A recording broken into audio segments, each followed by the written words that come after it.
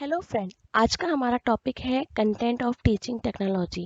Content of teaching technology के 4 parts होते हैं: planning of teaching, organisation of teaching, leading of teaching and controlling of teaching.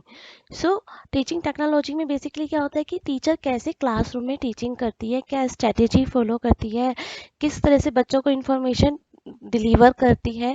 तो ये सारी स्ट्रेटेजी, टीचिंग, वो अपना लेसन कैसे डिलीवर कर रही है क्लासरूम में, वो सब कुछ हमारा टीचिंग टेक्नोलॉजी के अंदर आता है।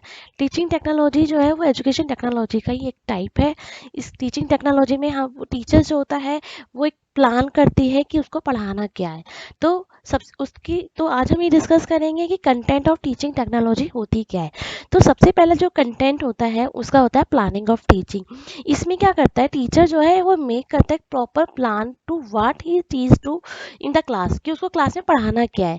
तो वो इसमें 3 एक्टिविटीज़ को फॉलो करता है। सबसे पहले उसमें वो टास्क एनालाइज करेगा कि उसके कंटेंट कैसे हैं, उसको आज टॉपिक में कराना क्या है।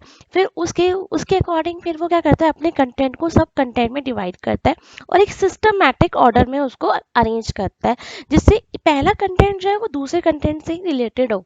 ऐसा ना हो कि मैं टॉपिक पढ़ा रही हूँ कुछ और, उसके बाद मेरा दूसरा टॉपिक कुछ और, नहीं, उसी टॉपिक का सब कंटेंट होना चाहिए। तो टास्क एनालिसिस में क्या करेगा कि वो अपने कंटेंट को सिस्टमैटिक मैनर में अरेंज करेगा। फिर सेकंड इसका ऑब्जेक्टिव होता है कि वो आइडेंटिफाई करता है ऑब्जेक्टिव को, कि किस तरीके से जो मैं टॉपिक डिलीवर कर रही हूँ तो वो बच्चों के बिहेवियर में क्या चेंजेस करेगा। तो वो आइडेंटिफिकेशन ऑफ ऑब्जेक्टिव्स बताता है।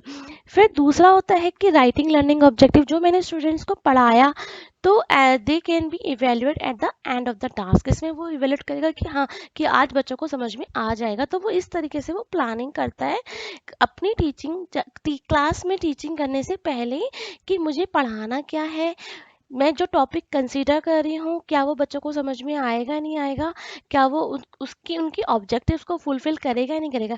जैसे मैं सपोज करो कोई भी एक टॉपिक लेती हूँ, तो वही क्लास, जो टॉपिक वो क्लास 4th में पढ़ा रही है, तो ज़रूरी नहीं है कि वही सेम टॉपिक उसी तरीके से क्लास 9 में पढ़ाया जाए, क्योंकि दोनों के क्लास के बच्चों का जो लेवल होता है, मेंटल स्टडी लेवल होता है, वो डिफरेंट होता है।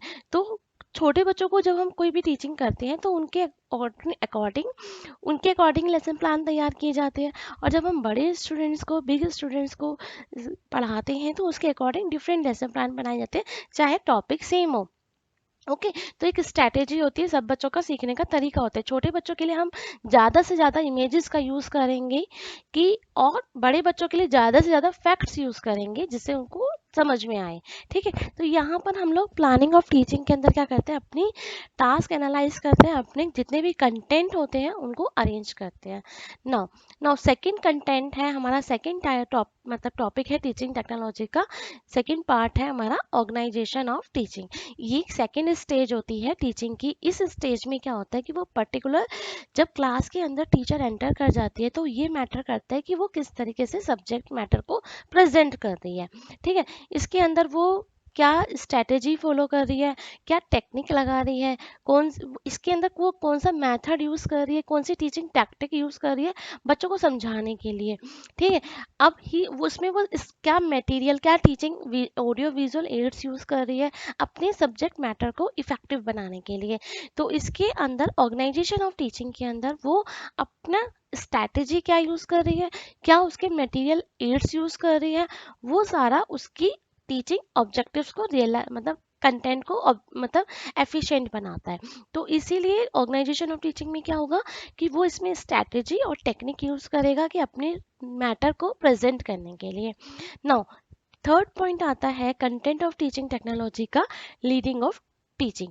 इस स्टेज में क्या होता है कि वो कम्युनिकेट कर रही है। कम्युनिकेशन स्ट्रेटेजी क्या है, री इन्फोर्समेंट डिवाइसेस क्या है, कि वो उसने किसी बच्चे से टॉक करा तो उसका बिहेवियर कैसा है टीचर का क्लास में जाकर, कि वो बच्चों को री इन्फोर्समेंट दे रही है या नहीं, उनके साथ क्वेश्चन पुटअप करती है तो उनको देन उनको बोल रही है कि you are very good, you are very nice. तो और उसका कम्युनिकेट कैसा है, कि वो उसके पोस्चर कैसा है, वो प्रेजेंट कैसे कर रही है, खुद को क्लास को लीड कैसे कर रही है, एक जगह खड़े होके बोल रही है या क्लास में बच्चों को मतलब चल के घूम के बता रही है।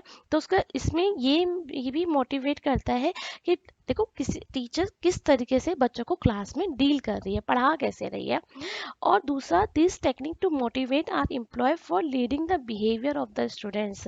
आप जिस टेक्निक से पढ़ाएंगे वो स्टूडेंट्स के बिहेवियर को भी मॉडिफाई करेगा।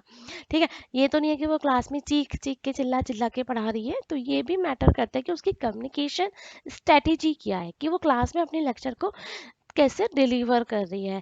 ठीक है, तो इसमें जो नॉलेज आती है वो कंसीडर करता है कि स्टूडेंट्स और टीचर्स के बीच में किस तरीके से नॉलेज रिगार्डिंग रिपोर्ट मतलब ट्रांसफ़र कैसे हो रही है।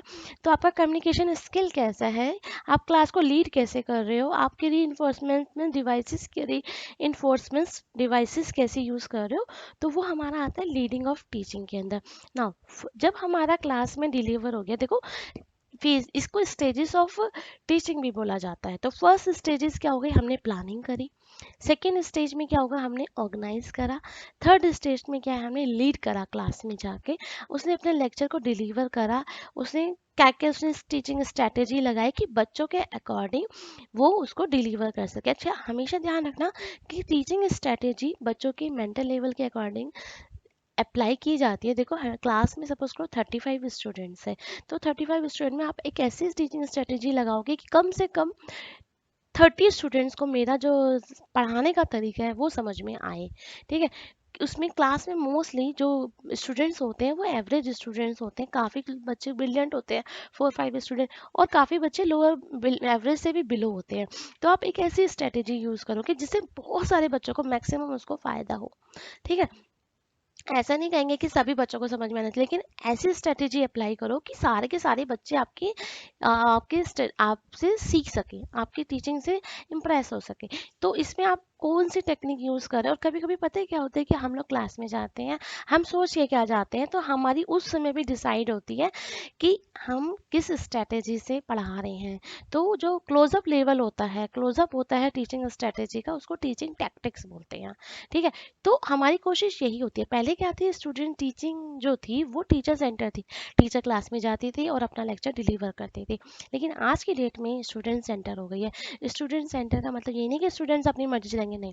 स्टूडेंट सेंटर मतलब ये है कि आज की डेट में स्टूडेंट्स को सब कुछ समझ में आना चाहिए। यदि उसके पास कुछ भी उसको डाउट्स हैं, तो टीचर की रिस्पॉन्सिबिलिटी बनती है उसी टाइम पे उसके डाउट्स को क्लियर करना।